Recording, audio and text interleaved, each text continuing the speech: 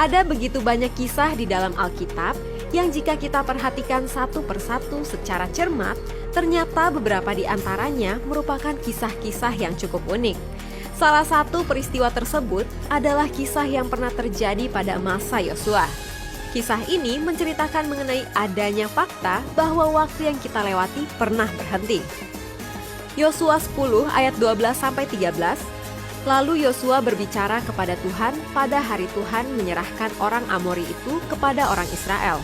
Ia berkata di hadapan orang Israel, "Matahari berhentilah di atas Gibeon dan engkau, bulan, di atas lembah Ayalon." Maka berhentilah matahari dan bulan pun tidak bergerak sampai bangsa itu membalaskan dendamnya kepada musuhnya. Bukankah hal itu telah tertulis dalam kitab orang jujur? Matahari tidak bergerak di tengah langit dan lambat-lambat terbenam kira-kira sehari penuh.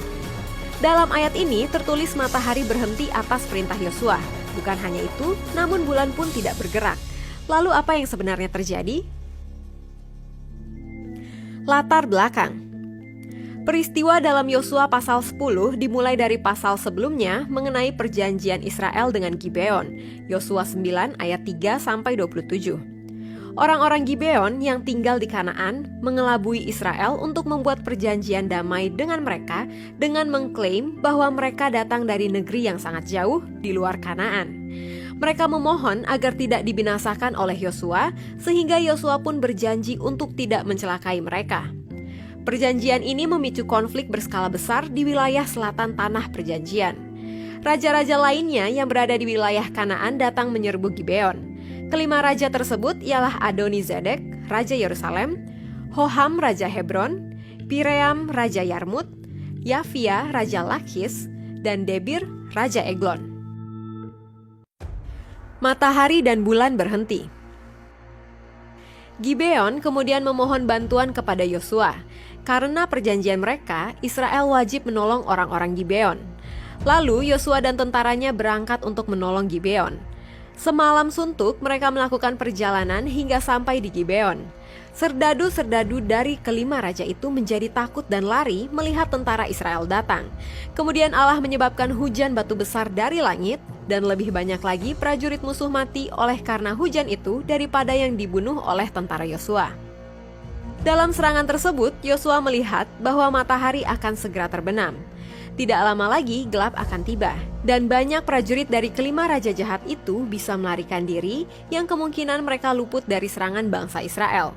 Itulah sebabnya mengapa Yosua berdoa kepada Allah dan berkata, "Matahari berhentilah." Dan saat matahari tetap bersinar, maka orang-orang Israel dapat leluasa mengalahkan musuhnya dan mengakhiri kemenangan mereka dengan lengkap. Allah memberikan kemenangan ajaib kepada Yosua dalam pertempuran tersebut. Konflik berskala besar dalam Yosua 10 ayat 1-15 membawa kemenangan awal bagi Israel di wilayah selatan Kanaan. Berikut ini beberapa pendapat mengenai berhentinya matahari dan bulan dalam kisah Yosua pasal 10. Pendapat pertama menafsirkan bahwa sebenarnya matahari tidak benar-benar berhenti.